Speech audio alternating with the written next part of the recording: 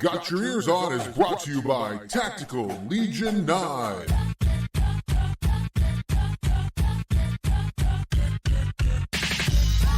All right, everybody, hello, and welcome to this week's episode of Got Your Eers On. Guido here, along with Scoot. Kaboom.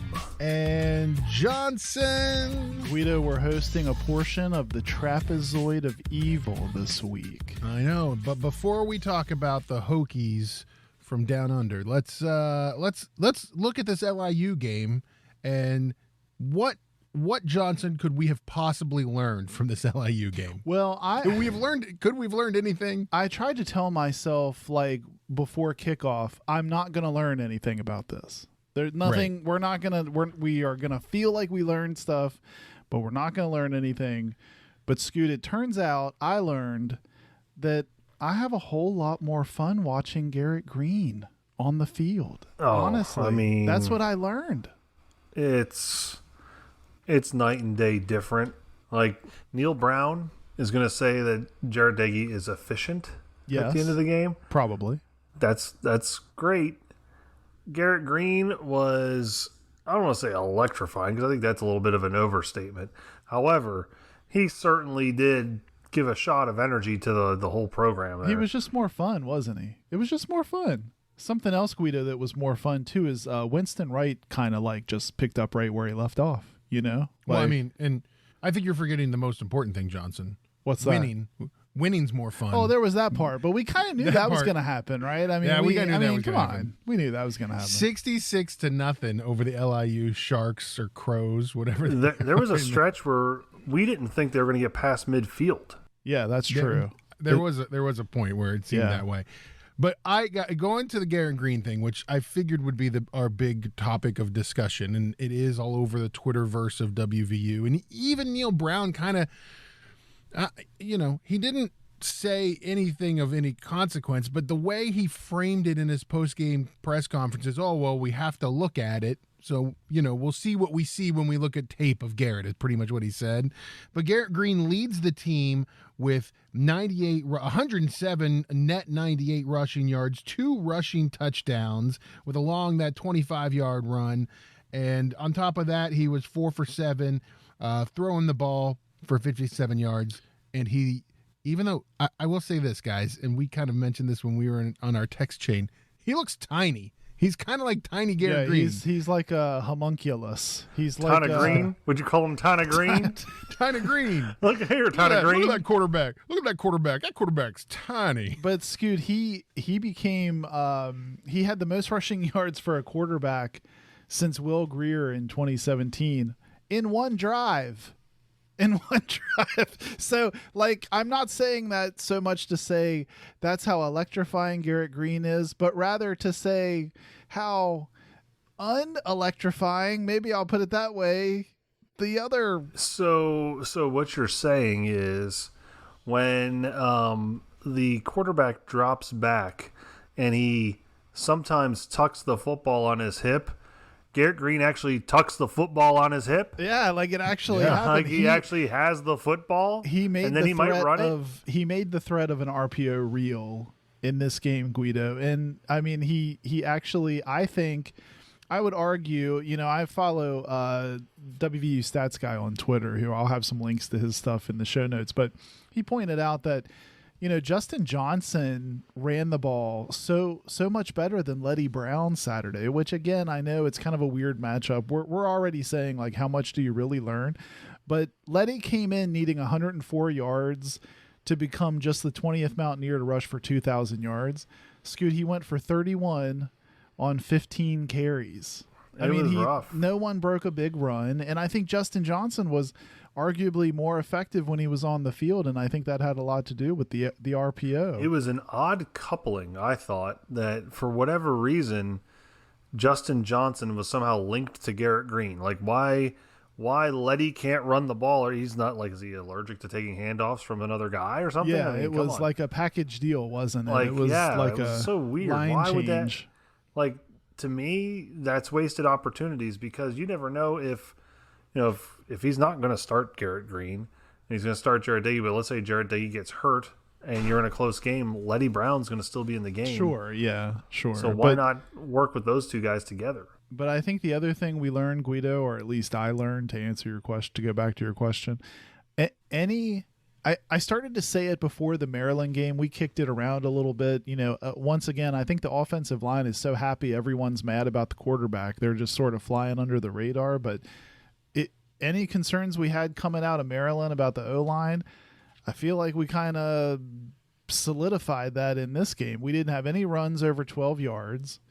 And a lot of this game, we really just didn't get any push against a team I thought we would have really, coming in, I just would have expected us to kind of shove all over the field. I agree. And I think what was super strange about it was that the offensive line against a team that should not have given the offensive line problem. There should not have been, against the LIU Sharks, there should not have been much pressure on Jared Dagey or Garrett Green or even Goose when he was out there for a little bit. There shouldn't have been any pressure against them at all. And it seemed, especially in that real first series, that there was, pressure. And I'm not sure where the problem is, because some of those guys are seasoned guys, Scooty. They've been around this program. Do you feel...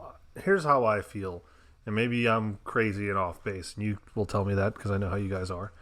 I feel like the hype machine in the off season was like in crazy overdrive, right?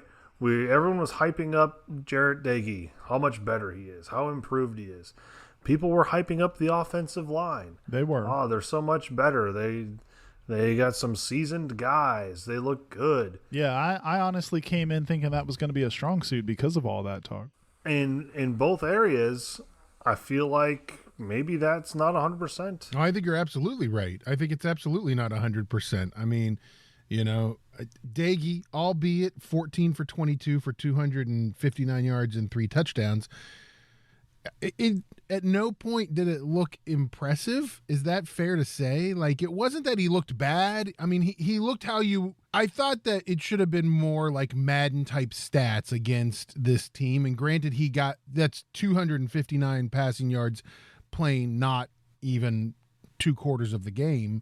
But it was something about, I'm with you now. Like, I've got the bad Jarrett Dagey taste in my mouth. Well, and I think someone tweeted out, it feels very WVU to win 66-0 and not be happy about it. It feels very us to be doing that, but that's how I felt at the end of that game. Didn't you? I mean, it's because we know what's coming. It felt unsatisfying. It's a false reality. You know what's coming. I mean, I don't know that we would have been really happy if we had won 170-0, just because that team was not very good. And we should have just crushed them. But we know that it's not getting us ready for next week. Scoot, you texted something right around the fourth quarter. You texted me, you said, "I'm mad that we played this game." And I realized I was sitting there thinking to myself, why did we play this game? What was the purpose of this? It's a horrible matchup. Like, it doesn't get you ready for anything. It didn't prove anything. I think people have spun it since Saturday, like, well, it's like a confidence booster. And I was thinking, for who, really? I mean, no one really. I'd rather play, I don't know, anybody else. Give me a SWAC team. Give me or like a James Madison, or like like a Coastal Carolina. No, Coastal Carolina is really good right now, but give me somebody that's maybe a Sun Belt conference or something. Odd. Give us... It felt so weird by the end of the game. And Guido, I'm gonna just go ahead and go on the offensive here because I've got a couple opinions I wanted to get your thoughts on. Guido's been pro footballing it since we left Saturday, so I want to get his thoughts on a couple things. This is true. So and Scoot, you too. I think there was also, you sent me a text. So we're up 45-0 in the third quarter, and Jarrett Dagey's still in the game throwing passes. And I thought, why are we passing the ball? My dad looked at me about the same time and said, what are we doing? And my phone buzzed, and you text me, why are we not running the ball? And like all at the same time, I felt like, what are we doing? This feels very Bush League. Like what are we doing here with this team? Well, why did Jarrett Dickey go in the game in the second half? Right. And I mean, here's the thing, and this is all I can, and I don't even know if there was any conversation about it, because I don't remember hearing anything in the post-game presser either. Like, it felt very much like they were trying to run practice scenarios against LIU, because, I mean, that was obviously what they did at the end of the first half, where Daggy... It looked exactly... Yeah, like, Daggy came in and he ran the 2-minute drill after Garrett had come in and play. Like, so it was... And what did we get out of that? A field goal? Yeah, and here's the thing. In a close game, that 2-minute drill, that's important, and breaking it. But again, I wasn't... I don't know. I think I agree with you, Johnson, and the Bush League comment is the one I like, because that's like, it felt kind of that way. Yeah, it's and like, I mean, you've got a team in LIU where, like, the quarterback, toward the end of the second half, they're hiking the ball and then sliding down to avoid getting tackled, and yet you're still out here with the ones throwing passes. And I'm gonna throw out another scenario that's gonna make Scoot hit the ceiling here. Like, Scoot, we're gonna be peeling Scoot off of his microphone when I say this. Oh, I'm all for this. Okay. Is it possible that Jarrett Daggy was seeing all that playing time in the second half because maybe Coach Brown and Gerard and all of those guys were a little worried that Garrett Green was going to put up too many points against LIU? I mean, so part of me thought at one point, maybe wishful thinking, I was thinking, well, maybe he's running Jarrett Daggy out there just to say, hey, man, we've given you this chance. This is kind of like it. We're going to just let you play a little bit here in the second half because we plan to go with Garrett Green the rest of the way this season. That's part of the back of my mind was like, please let that be the reason why Jarrett Daggy is still in this game. I don't know. I hope it's not to hold them down. So somebody had tweeted earlier, like, so is it maybe that Neil Brown just doesn't like Garrett Green? Like, maybe not personally, but like maybe his style of play, he just doesn't like it. I don't know. Like, I've developed a strong opinion about this, Scoot, since we talked on Saturday, and I'm glad you brought that up. I'd like to hear it. So first of all, just before we leave that Bush League comment, Guido, I'm not trying to be super negative, but this was the first time in Neil Brown's tenure that I felt, by the end of a game, I felt like I was cringing and embarrassed for him. Like, when we had a targeting penalty late in the fourth quarter, just some penalties where it looks like guys are just trying to cream these guys for LIU any chance they get. I just thought it was a bad look. He post-game Neil Brown said, I was proud that the guys played quality football. It wasn't sloppy. And I thought, that's peculiar. And then I think I've developed, Scoot, where I was going though, is I've developed this, like, where I had no opinion of Garrett Green, and when you brought him up early, in a couple shows ago, I was thinking, it's a fun thing to talk about, but I really don't have a strong opinion. I've moved from that to, in these post-game comments, something Guido alluded to it a little bit, but Neil Brown kind of went out of his way to say, like, well, he did some good things. He didn't necessarily do them the way we always wanted him to, or, he made the comment like, I don't know, he's always wide open or on full throttle, but he kind of does these hand wavy things about like how Garrett Green's not ready and all this stuff.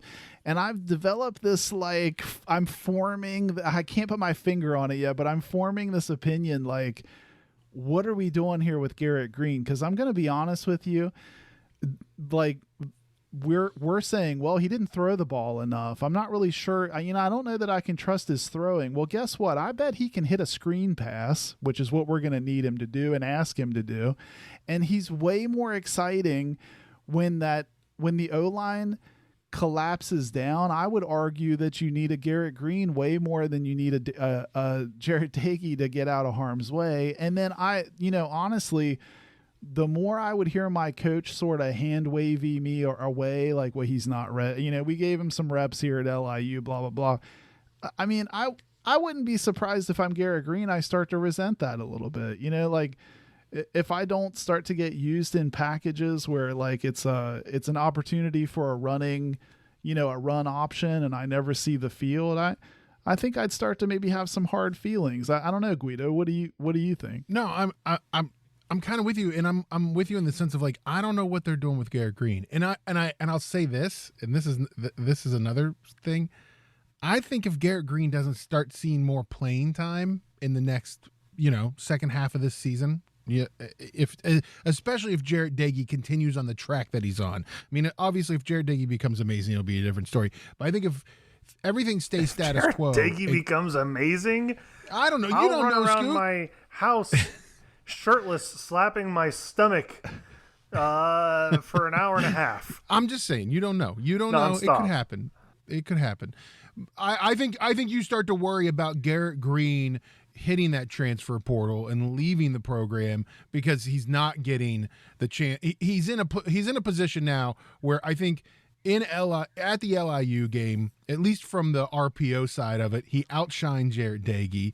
I know, you look at the box score and it doesn't show you anything, but I think that when you see them play, he looked much more excited, much more into it, much more hyped than Dagey the one does. game, and I know you guys don't like this, and I know Johnson, it rubs Johnson the wrong way, big time.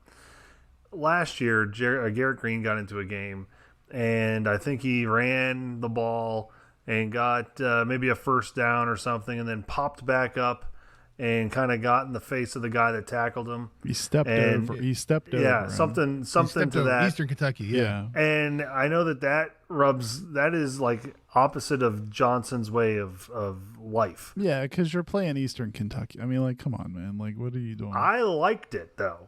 And I liked it because he's not a mannequin. Like, he actually plays with some emotion.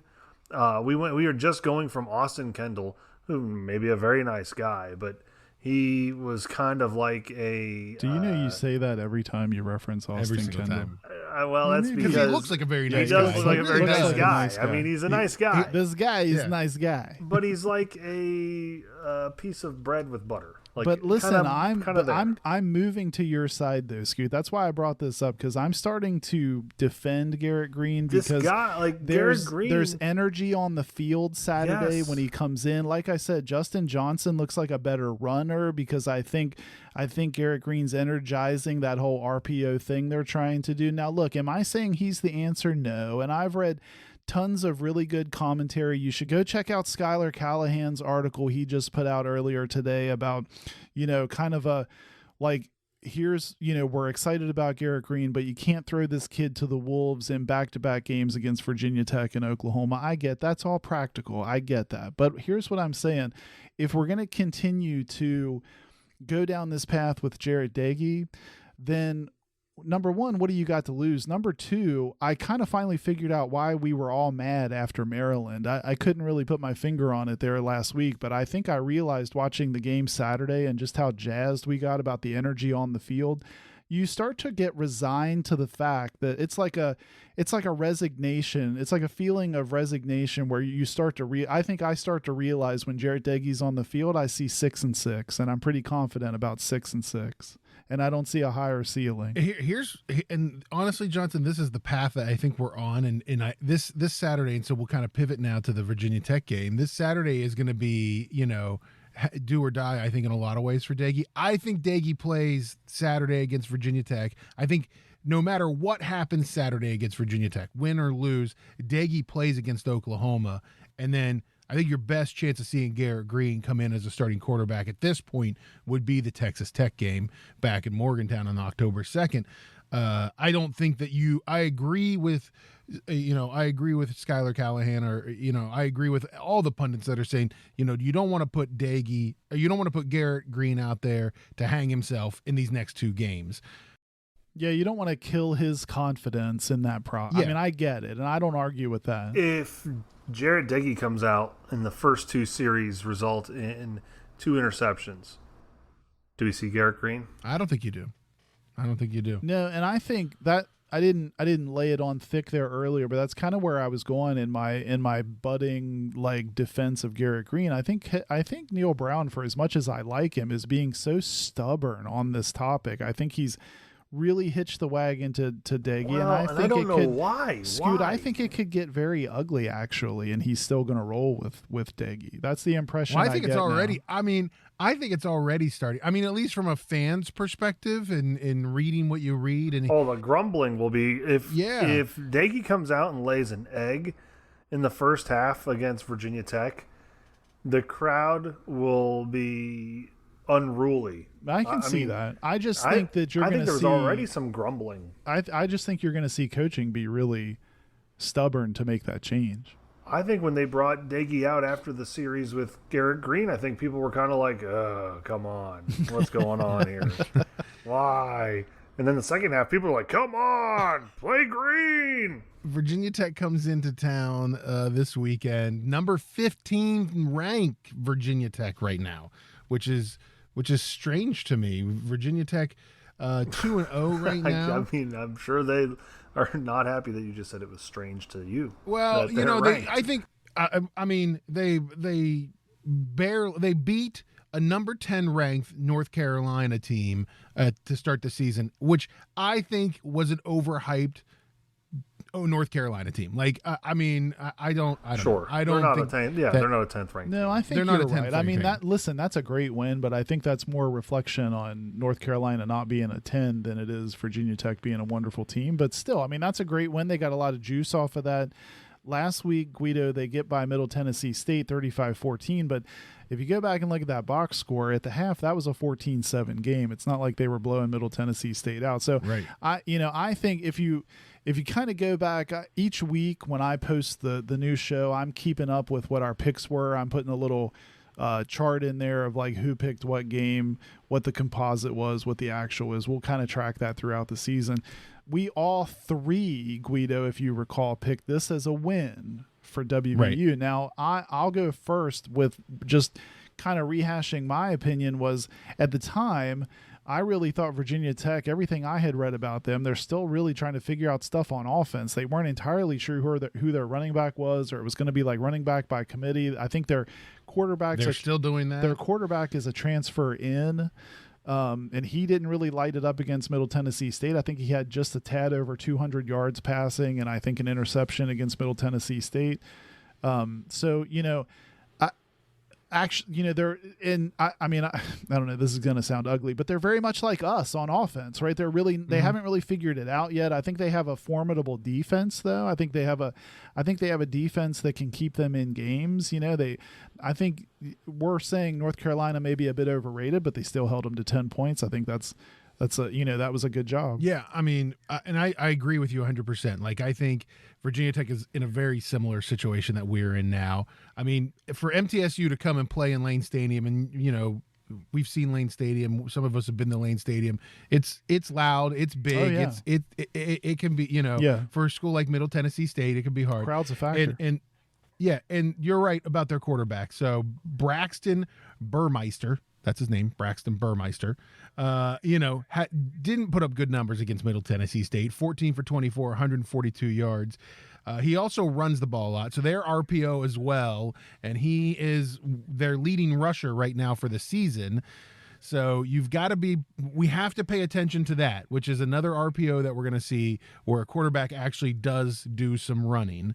But with all that said, the best thing about this weekend for WVU is Virginia Tech is ranked 15th right now. We're a 2.5-point favorite in Vegas. So a win really does help WVU look good moving forward after this week. Yeah, and one other thing to sprinkle in on that. So James Mitchell, actually one of their star players, considered a leader on the team, tight end. He had his name in the NFL draft before this season, decided to pull it out, come back to Blacksburg.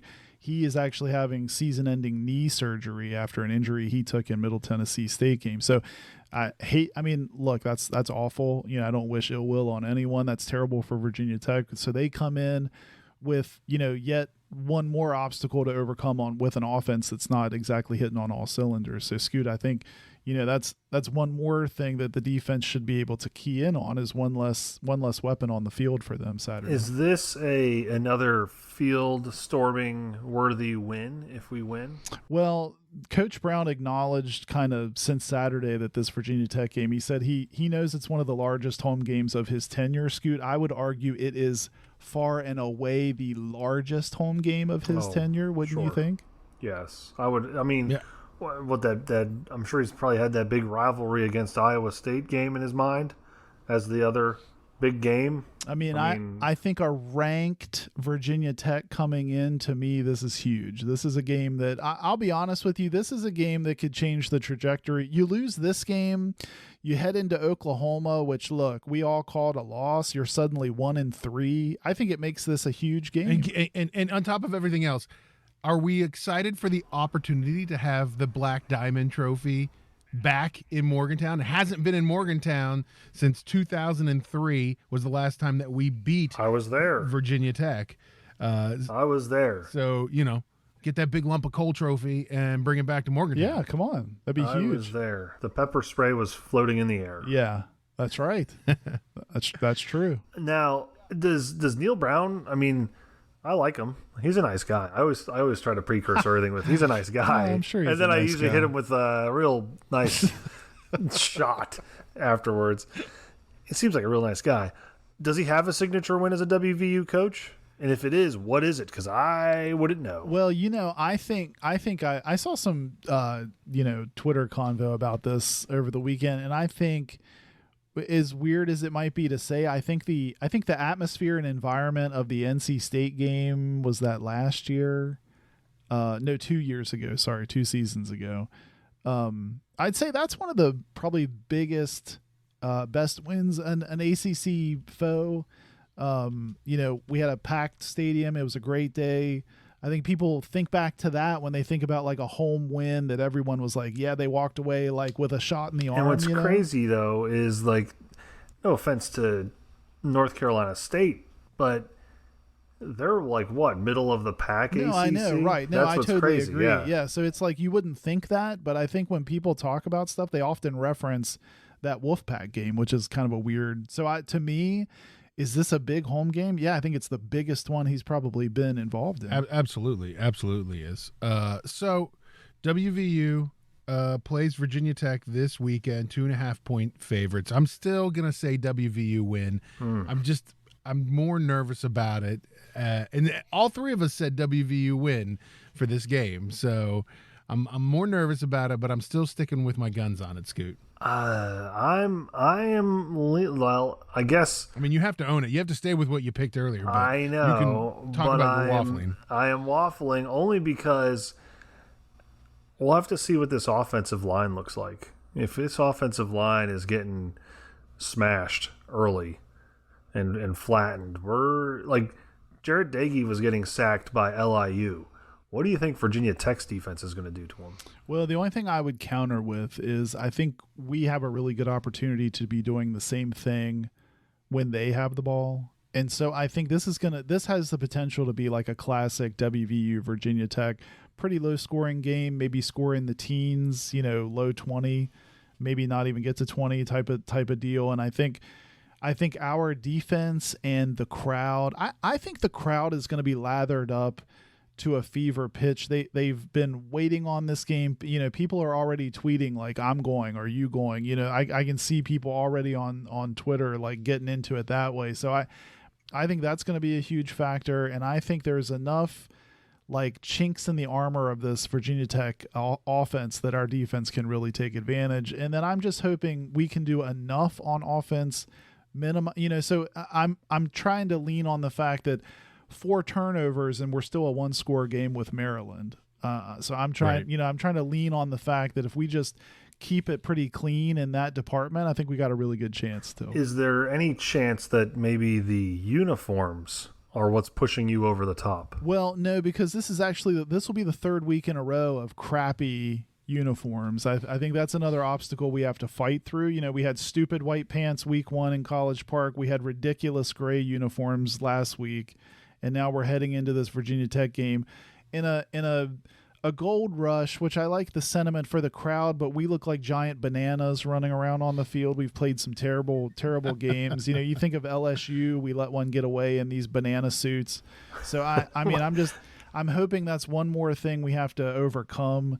But I think we can do it. Do you think we'll go all yellow, all gold on gold on gold?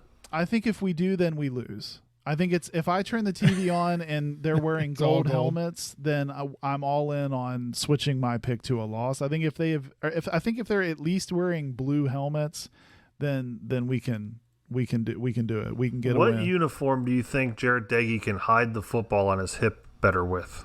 I don't know. We don't really have a brown uniform, do we? We don't have an alt. We don't have an alt brown. Alt brown.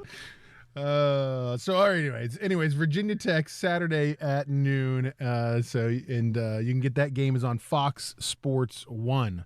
So just so you know, not ESPN, Fox Sports 1. Other big news coming up in relation to games and game times. It was announced that the game time for the game at Oklahoma on the 25th, 7:30 p.m. night game at Oklahoma. That game will be on ABC, nationally televised game. Yes, dude. How do you feel about that? Roll in there, your favorite quarterback at the helm for a 7:30 p.m. primetime tilt in Norman. How do you feel about that? Well, I think what it'll actually do is confirm my suspicions about the quarterback play with the rest of America, because they'll actually get to see what I've been seeing for a while now. Wow. That's going to be interesting. All right. What else we have to talk about? I guess we're going to have new teams in the Big 12, guys. Yeah, it's happening. So that's happening. It's happening. And how do I feel about it? The same way I felt about it when we talked about it last week. BYU is super excited about this, by the way. Pumped. I don't know. They are pumped. They are pumped. BYU is pumped about this. Well, and I think legitimately so, because this gives them actually like a legit path to potentially get into a college playoff, because now, if assuming we stay in a power designation, a Power 5 conference, this gives them something to kind of hitch their wagon to, because when you're out there in no man's land as a independent, it's hard. I mean, I would think it's tough to get those. Yeah, you play some big teams, but it's tough to kind of say, well, we were conference champions, we deserve this. So I think that's a big motivating factor for them. And Guido, if you go by Twitter, what I've learned from the addition of these 4 teams is BYU is stoked. UCF thinks they already own the conference. Mm-hmm. Houston has Dana Holgerson. That's all I've heard about there. You may have heard that. For now. And Cincinnati's just happy to be here. Like Cincinnati, I saw pictures like that came out Friday, kind of officially. Saturday, we saw pictures of Cincinnati cheer team and stuff holding flags with Big 12 insignias on it. I was like, wow, that's weird. Soon. Yeah, they had that's early. Cincinnati shirts with the Big 12 and right. they're a paw. Or, yeah, right. Yeah. I mean, I guess, I don't know if either of you guys have been to Nippert Stadium to see a game. I have. Yeah. I'm glad that at least with the addition of Cincinnati and probably the reality that West Virginia is not going anywhere, and we're Big 12 bound, handcuffed, whatever for now, shackled. It's at least going to be fun that we've got a regional team that is an easy travel game for fans to get to, so load up the buses from Morgantown. You're in Cincinnati in a few hours. Yeah, I agree, Guido. And the last time I went to Cincinnati to watch WVU play, they actually moved the game to Bengals Stadium, and it was actually a pretty fun game because you're in a pro facility. It was a really nice place to watch a game. There's much worse places to go than downtown Cincinnati after a ball game.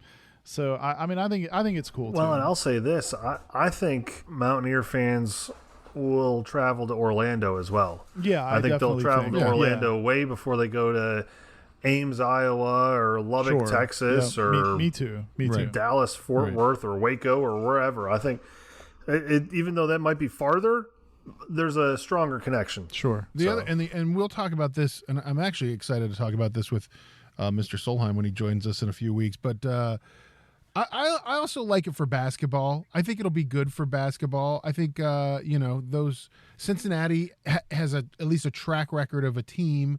I think there's some potentially good things that could happen with basketball as well. UCF had Taco Fall. That's its claim to fame. Fall. And UCF's had a good team for the past couple of years off and on. Yeah, much better than we remember them as. And Houston was just in the Final Four.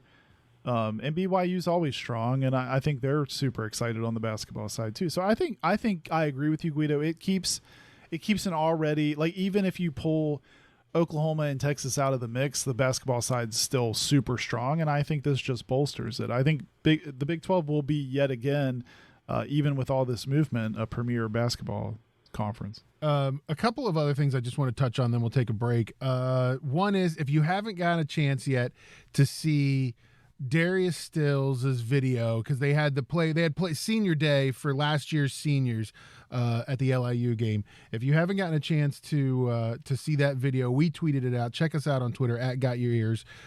It's an awesome video of Darius and just them announcing and his emotions of it. So check that out. It was really cool to see. Hey fellas, I would be remiss if I didn't mention congratulations to friend of the show Mark Rucker, who got his first Mountaineer carries.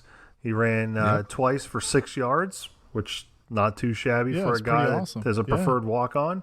To me, that says that he's been really working hard, because there's other guys that didn't get in. So he's, he must have been putting the time in, and I'm glad he got a chance to get out there with the crowd there. So that's pretty neat. Super cool to see. Absolutely cool to see. And then also congratulations to Dan Stratford of the WVU men's soccer team. 5th ranked in the nation right now after some big wins over Ohio State too. So awesome to him. And the other thing I want to say, I don't know if you guys saw this or not, but the fact Deuce McBride tweeted out a video of him seeing his NBA 2K model thing. Hilarious. He was not happy. Just go check he didn't love it. It was pretty funny. It was a funny tweet. Check it out. So check that out. Well, listen, guys, let's take a break real quick, and we'll come back with the #1 game show on a West Virginia University sports podcast. It's a little game we like to call Bluff the Fluffs. So don't go anywhere. You're listening to Got Your Eers On. Vortec Knives is a West Virginia owned and operated company specializing in high quality steel, fast opening, everyday carrying knives. If you go to vortechknives.com today and use the code GYEO, you get a 25% discount on your entire order. That's Vortech, VORTEK knives.com, a West Virginia owned and operated company specializing in fast opening, high quality, everyday carry knives. Vortec Knives.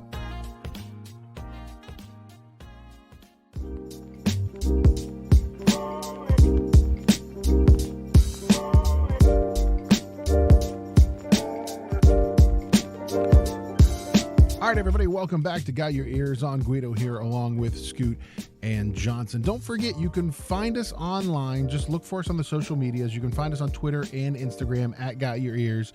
And you can also find us on Facebook. Just search Got Your Eers On. It's a great place to find out about our shows and when things post and what crazy things go through Scoot's head.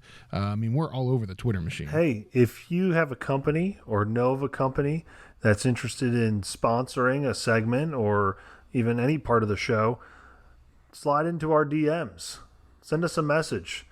We'll connect, and we'll see how we can help your company reach thousands of listeners. Yeah, you can definitely hit us up either on our social media, or you can even call us 304-518-GYEO. Give us a call, and we'd love to have more sponsors on the show. We'd love to have more people involved with us. Yes. Unless you're a Jared Dagey fan, you might not want to be involved with Scoot and his. He's a very nice guy. He's a very nice. I'm sure he's a lovely human Scoot, being. I'm sure he's a nice guy. He sounds like he is. Well, guys, it's time for the #1 game show on a West Virginia University sports podcast. No game show is better. I can guarantee you that. It's a little game we like to call Bluff the Fluffs. Guys, I got a good one for you this week. We're playing Virginia Tech. We usually need to tune up and think about those teams. And so that's why this week we're going to be talking about bottled water. We're going to be talking about bottled water this week. What? Yes, Johnson's Curveball. nervous. Johnson's nervous. I was already in the zone of Blacksburg history of games. I know water. I know water. Scoot does know his bottled water. We're going to do some quizzes on different kinds of bottled water, what you know about bottled water. You both are bottled water aficionados. That's correct. So to speak, yes. Allegedly. So we'll see what you guys know. Guys, just so you remember, a correct answer in Bluff the Fluffs is worth 5 points, a steal is worth 10 points, and final bluff is worth 25 points. As always, we had a complete and total random flip of the coin before we started, and Johnson, you came out on top this week. Get to go first. Yes. Awesome. Well, I say awesome, but often sets me up for a steal, Scoot. So I gotta be on my toes here. I'm like is it Trey Songz that was Mr. Steal Your Girl? That's right. Mr. Steal Your Question. That's what you do. All right, here we go. First question, Johnson, to you. What is the number one selling bottled water? Is it Dasani, Aquafina, Poland Spring, or Smart Water? Ooh. Is he setting me up here, Scoot, or what? I feel like it's a setup. It's a trap. I feel like I'm General Akbar right now. It's a trap. Because he knows I've had in the past a partial favoring to Dasani. Dasani is Coca-Cola's, offering of bottled water. It's gotta be Aquafina or Dasani. I'm gonna go Aquafina. That's correct. Aquafina, number one selling bottled water in the world. It was a trap, by the way. It was a trap. Johnson gets 5 points and takes the lead right there, Scoop. But don't worry, this next question is back to you. You seem very confident about your bottled water knowledge. I am. I know my water well. All right. Due to excessive levels of bromite, Dasani was once banned where? Was it banned in Russia, Saudi Arabia, the United Kingdom, or India? Well, I thought you were gonna say Scoot's house. It was banned in Scoot's house. I think I read this recently. I'm gonna say the United Kingdom. That's correct. It has been banned in the United Kingdom and in some parts of the EU since 2004 because of excessive levels of bromate. I would like to hear you say that with a British accent. No, I wanted you to. I started to say your Cockney accent. Bromate, mate. There's no Dasani here. All right, congratulations, Scoot. 5 points in the correct answer there. And Johnson, this next question is back to you. Smart Water sets itself apart from the other water manufacturers because before they bottle the water, they A, freeze and thaw the water, B, they distill the water, C, they test their water with 23 different tests, or D, Jennifer Aniston approves all packaging. Man, well, I mean, that is compelling if friend zone Jennifer Aniston is in the mix. Rachel knows her water. Rachel Green probably does know her water. I'm gonna say that Scoot, if it's been through a battery of 23 tests, it's probably Smart, right? I'm going 23 tests. Sorry, that's incorrect. Scooty, was it freeze and thaw, distill, or Jennifer Aniston? I guess I'm gonna have to go with distill. That's correct. They distill their water before they bottle it. So they Mr. Steal Your Girl. Yeah, they do. I thought it was already distilled. I thought they put it through a battery of tests after. I don't know. I like the battery test because it's Smart Water. That's why I wrote that. That's why he made up the question. All right, here you go. Hold on. You could also tell that Guido was struggling with the fourth answer because he's like, there can't be anything better than this 23 test thing. Let's throw Jennifer Aniston. Friends was on in the background when he was. No, Jennifer Aniston did all the Smart Water commercials and stuff for like. That's true, yeah. I don't know. It felt like a decade. That's right. She did a bunch of those. Right. So that's why I said that one. All right, here you go. Scoot, this next question is to you. Holstein water is widely considered the world's rarest bottled water because A, the bottle caps are 24 karat gold, B, it takes 8 to 10 years to naturally filter the water, C, they only make 5 bottles a year, or D, it's only bottled by one person, 91-year-old Ulrich Holstein. That's a good question, Guido. That's a good question. The answer that I thought was going to be there was not there, that it comes straight from the udders of a Holstein cow. So since that was not there, I am going to go with... Oh, that's tough. I am going to go with B. It takes 8 to 10 years to be naturally filtered? Yes, that's correct. That is correct. For 5 points, you take the lead. I really wanted you to pick Ulrich Holstein. That was a good answer. So I want to know, I'm curious, is there actually a real Mr. Holstein or what? I mean, somewhere there might be a guy named Ulrich Holstein in the world, but has nothing to do with this bottled water. All right, Johnson, back to you. Scooty has a commanding 20-5 lead right now. I know my water. I told you. I done told you. He is he done told you. All right. Evian is one of the world's oldest bottled water companies. They get their water from a natural spring near what famous lake? The Great Salt Lake, Crater Lake, Lake Geneva, or Lake Lucerne? I have no earthly idea, but Lake Lucerne feels like it goes with Evian. I'm going to say Lake Lucerne. Of course. I'm sorry, that's incorrect. Scooty, is it the Great Salt Lake, Crater Lake, or Lake Geneva? Well, Evian feels French to me. And that brings me back to my education, in which I learned about the province Alsace-Lorraine, which went back and forth between the Germans and the French throughout history. And because of that, that reminds me of Switzerland. And that's where Geneva is, so I'm going with Lake Geneva.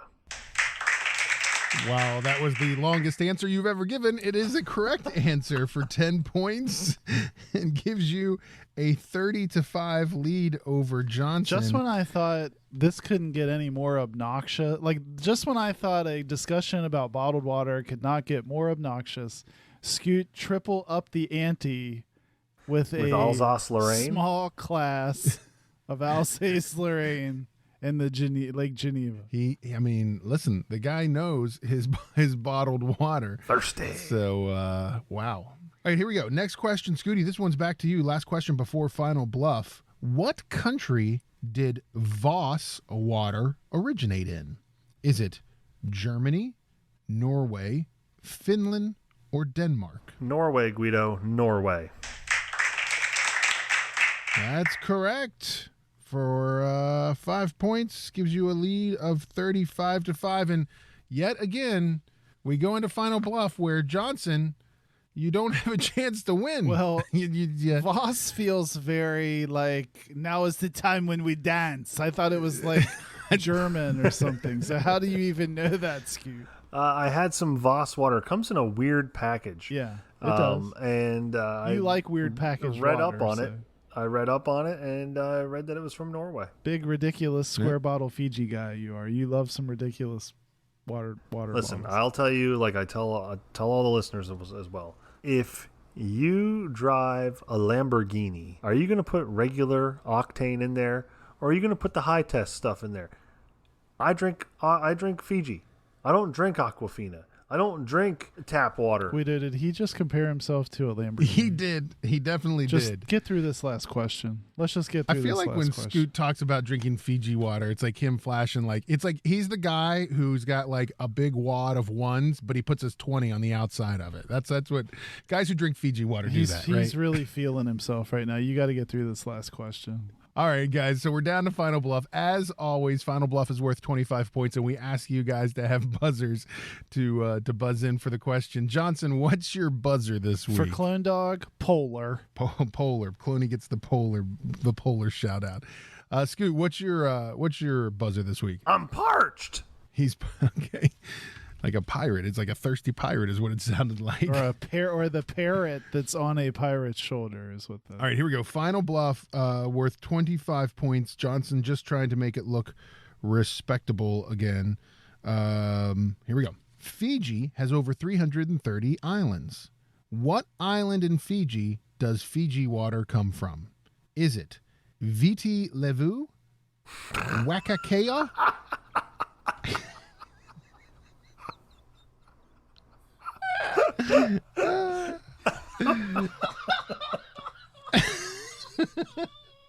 I knew you guys on this one. You sound like some sort of weird freaking parrot. Ovalua. What was the second one? Wakakea.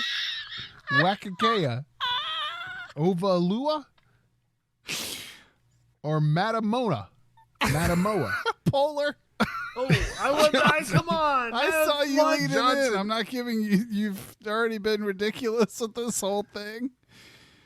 Oh, I just want Guido to repeat the answers to me. Viti Levu. Wakakea. I like the first one. It's very French. Ovalua. Or Matamoa. I'm going to go with A. Viti Levu. Yes. That's correct. It is, Johnson. And for 25 points, you don't win. You come in second to Scooty, 35-30. But you know more about Fiji water, which I didn't apparently get a chance to answer. You guys were mid-laugh. And Dude, I think one of the answers was Lene Kakua. I think he one had of the something Lene in there. Kakua? Tavita Finau? Yeah. I think he had Tavita Finau in there. Well, congratulations, Scooch. You're on a run. That's right. Better to be. Did you win last week? Yes. Did he win last week? Yes. You won. That's 3 in a row. Some might say That's I have a case of the runs. I think you do. That soft serve been getting you. I wouldn't say that, but some might say it. All right, congratulations, Scoot. You now lead 10-8 over Johnson in Bluff the Fluffs for 2020. You had the lead at the beginning. Johnson came back. Now you're kind of taking the lead over again. So, that's a way to go, Scoot. Thank you. Well, awesome, Scoot. So we'll come back and we'll do a segment where we let Scoot pick his ears, or we pick Scoot's ears. I'm not really sure. So don't go anywhere. You're listening to Got Your Ears On. Tactical Legion Knives, a West Virginia owned and operated company that specializes in heavy-duty tactical knives and gear for the professional warrior, the weekend warrior, and the outdoor warrior. Our products are built tough. For who? For warriors. Hey Mountaineer fans, make sure you go on Amazon and search Tactical Legion Knives, and when you do, make sure you put in the promo code 25TOBRADIO for Top Radio. You'll get 25% off on Tactical Legion Knives.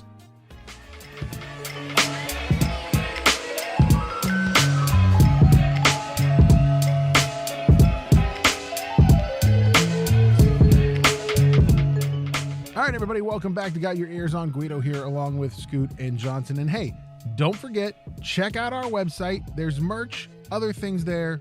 Tell them about it, Johnson. There is merch and other things there. So when you log on to gotyourearson.com, you can find our latest show notes in blog form. So if you heard us talking about something and you want to check it out further, all the links are there. You can also find the link to the latest show right in the sidebar on any of those pages. As Guido said, you can click through to the merch store. We're already gearing up for our Pullover Guy shirt sales for our this year's donation. So check it out. It's all right there on gotyourearson.com. Yeah, check it out, gotyourearson.com, and order those Pullover Guy shirts early because we're donating to the fish fry again this year, boys, and we want to beat the almost $500 we sent last year. We want to send more this year. Right. So don't forget, order your Pullover Guy shirts at gotyourearson.com. Well, Scoot, you've got a new segment that we love. It's a segment where you give us some options and we pick our ears. What do you got for us, Scoot? Okay, well, I'm sure you guys watched the football game and noticed that we had a pretty, I don't want to say famous alum, but there was a football alum that was on the sidelines, and there was a lot of photos of him and videos of him that were thrown out there on Twitter. Do you know who I'm talking about? Pac-Man? Yes, that's right, Pac-Man Jones. Pac-Man Jones was in the house on the sideline during the game. He actually, I think, was one of the first people that greeted Winston right after his kick return. I think you're right. And Pac-Man, of course, we know that when he was a Mountaineer, he was kind of well known for his return game. And then he kind of translated that into a pretty solid defensive back career in the NFL. So here's my question, though. Also, I don't know if you knew this, but Pac-Man, I believe I read that he's actually in the process of either adopting or at the very least being a guardian for Chris Henry's kids, yeah. Yes. So here's my question. Thinking back to their days as a mountaineer, not professional, because obviously Chris Henry did make it in the NFL, but he did not survive long enough to see a long career. Which mountaineer would you rather have on your team? Chris Henry? Who is more impactful? Chris Henry or Pac-Man as a mountaineer? Oh, that's actually a really solid one. I mean, I think for me, I just remember more Pac-Man highlights as a mountaineer. So I feel like, and again, I think not that Chris Henry doesn't have a personality. I think Pac-Man Jones's personality, at least when he was a mountaineer, was a little more entertaining on the field.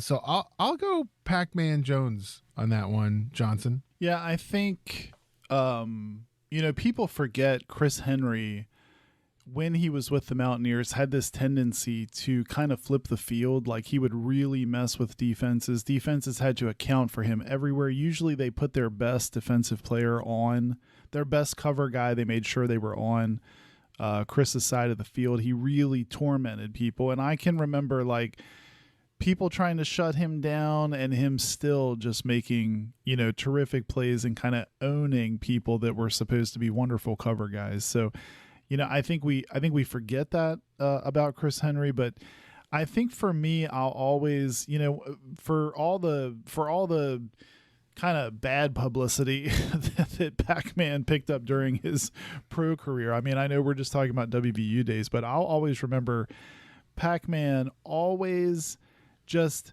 being around the ball hawking, always being in on tackles. Guido, you probably have the same vision of like when someone just comes up to you and says Pac-Man Jones, the first thing that my mind always goes to is just terrorizing Kellen Winslow in Miami. The game in like 2003, the run with Quincy, that game was such a great game. It's a shame we didn't pull that out. Pac-Man Jones pretty much going toe-to-toe with Winslow, who was more than a head taller than him at the time. I mean, Pac-Man he backed down from no one. He took on everyone. And I think for that, he was such an anchor on our defense. I think I'd go with Pac-Man Jones too, Scoot. Well, and I think Johnson, going back to like thinking about what you remember about those two guys, like I totally remember that about Pac-Man, and the things I remember about Chris Henry aren't quite as fond. Like I remember, you remember him giving the finger to everyone at the Rutgers game, yeah, and then Rich Rod suspended him, or I don't know if Rich Rod did or somebody did for the Pitt game. So that's what I remember. He was a super fiery guy. It was almost like you were trying to harness him and point him in the right direction. I felt like half the time, right. For me, I mean, I think overall Pac-Man was probably more impactful. However, when you looked at the two guys, Chris Henry looked like a pro.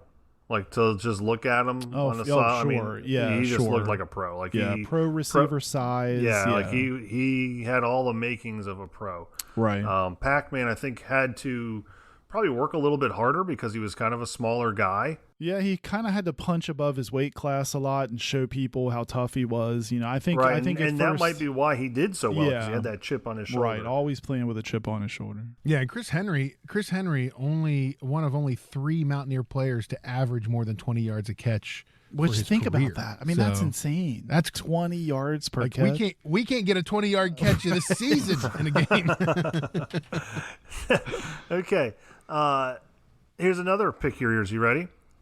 Okay. All right. WVU has also had a couple of tough guys, at least in the last 20 years. They've had them beyond that, but I'm going to keep with what I know.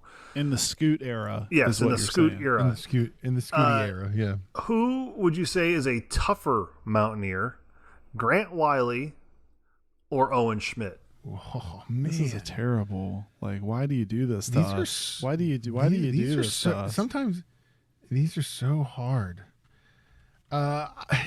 Again, this goes back to just I honestly, Scoot, I think you could probably do anybody versus Owen Schmidt for Pick Your Ears, and I would pick Owen Schmidt just for the Orange Bowl and the speech and the greatest state thing. Like, So, I mean, I know you're shooting for toughness here. And I mean, Owen Schmidt was tough. I mean, you remember when he first went into the NFL and he couldn't play in the game because he bloodied his head during pregame, hitting it with a helmet. Yeah. But I'm going to go Owen because, I mean, he's the boss. You can't, how do you not pick I him? think Scoot asks this question because he knows Grant Wiley is like one of my all-time favorite Mountaineers. And this is such a tough question to think about, because when I think about Grant Wiley, he put some of those, like those early Rich Rod defenses were on Grant Wiley's shoulders, Guido. I mean, they just sort of rode, right.